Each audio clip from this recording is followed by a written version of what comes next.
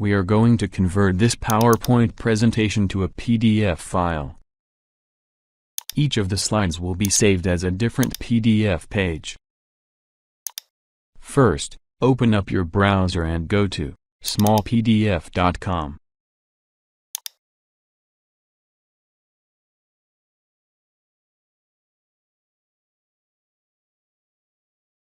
Select PPT to PDF.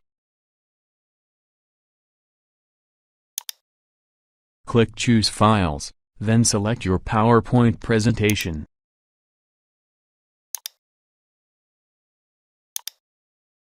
Wait for it to finish. Click Download.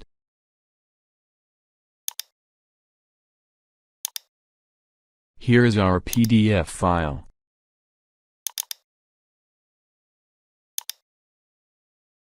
All done. Please subscribe.